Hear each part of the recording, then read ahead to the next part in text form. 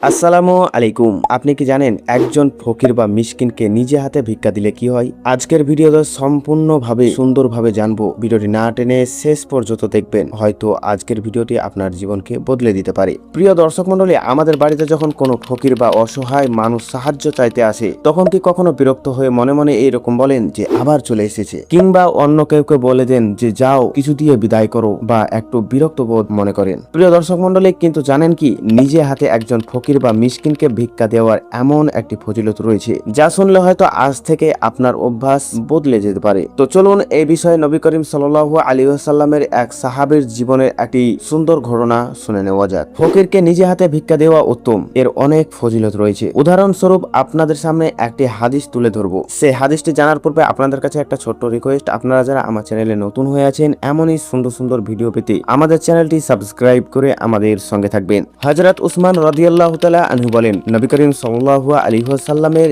একজন সাহাবী হযরত হাদিসা বিনতে নুমান রাদিয়াল্লাহু তাআলা আনহা যখন চোখের জ্যোতি হারিয়ে ফেলেন, তিনি অন্ধ হয়ে যান। এরপর তিনি নিজের ঘর থেকে দরজা পর্যন্ত একটি দড়ি বেঁধে রাখতেন। যখন কোনো ফকির বা মিসকিন তার দরজায় আসতো, তখন তিনি সেই দড়ি ধরে ধরে দরজার কাছে এসে নিজের হাতে ভিক্ষা দিতেন। পরিবারের লোকেরা তাকে বলতেন, আপনি কষ্ট করবেন না, আপনি আপনার জায়গাতেই থাকুন, আমরা ভিক্ষে দিয়ে দিচ্ছি। তখন তিনি বলেছিলেন, আমি নবী করিম সাল্লাল্লাহু আলাইহি ওয়াসাল্লামকে বলতে শুনেছি, নিজে হাতে মিসকিনকে ভিক্ষা দিলে খারাপ মৃত্যু থেকে বাঁচা যায়। প্রিয় দর্শক মন্ডলী, ফকির মিসকিনকে নিজে হাতে ভিক্ষা দিলে অনেক নেকি লাভ করা যায়। পাশাপাশি আল্লাহ তাআলা তার বান্দাকে ভয়ানক ও কষ্টদায়ক মৃত্যু থেকে রক্ষা করবেন। তাই আমাদের উচিত যখনই সুযোগ হয় অসহায় ও দরিদ্র মানুষদের প্রতি আন্তরিকভাবে সাহায্যের হাত বাড়িয়ে দেওয়া। দানকে কখনো ছোট মনে করবেন না। সামান্য একটি দানও যদি আল্লাহর সন্তুষ্টির জন্য করা হয়, তবে সেটি আখিরাতের অনেক বড় প্রতিদান আনতে পারে। প্রিয় দর্শক মন্ডলী, আল্লাহ তাআলা যেন আমাদের সবাইকে বেশি বেশি সাদকা ও দান করার তৌফিক দান করুন, এবং